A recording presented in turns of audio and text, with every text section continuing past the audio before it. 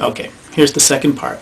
I've introduced the metaphor for what it means to be human, in that God's design for humans is that we should be like L-shaped pipes. We're conduits into the world, but that in sin we've become connected only to ourselves and disconnected from God.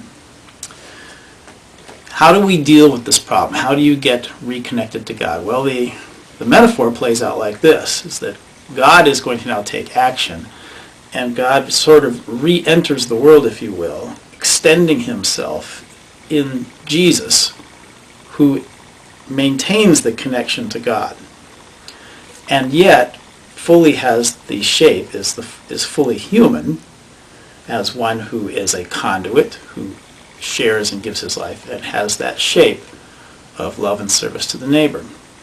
Now the nice thing about this is it sort of says that even though humans are offending God by breaking away, Jesus is not offended to come close to humans.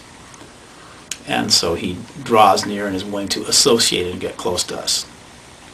It also shows you something about how death operates. So the thing with death is, as it did in the sinner, death can get a hold on Jesus. Death does get its hands upon him.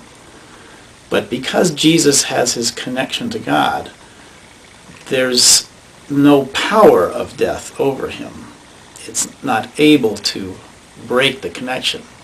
He does die. Death does get its hand upon him. He experiences death.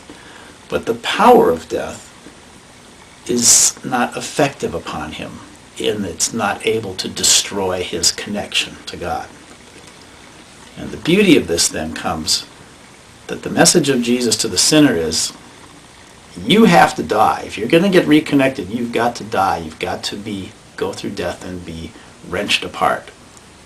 But Jesus says, let me pull up close to you and die with me.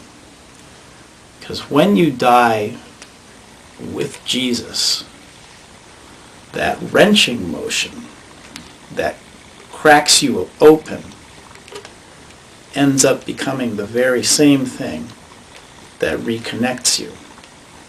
But the result of death now is, in the beautiful irony, reconnecting you to God through Jesus. And you become again alive as a conduit for God's love and blessings. And you return to the shape of true humanity, except that now you're a part of a larger humanity, which we sometimes would call the body of Christ. And you're a part of God's work to extend himself into the world. Well, that's the L-shaped pipe metaphor. It's L-shaped from my perspective. For you, I'd have to flip it around. It's something that I found to be very helpful, and there's lots of other things you can do with the metaphor. You can talk about things that disrupt the flow, whether it's clogs or dents or kinks or leaks.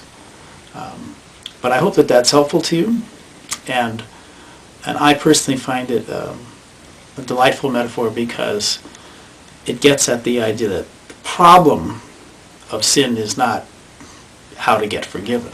I think God is quite happy to give forgiveness away. The problem of sin is how to get out of that condition and get reconnected. And to me, this is a beautiful way of showing it's when you die with Jesus, that death is a death that brings life. Thanks, and blessings upon you.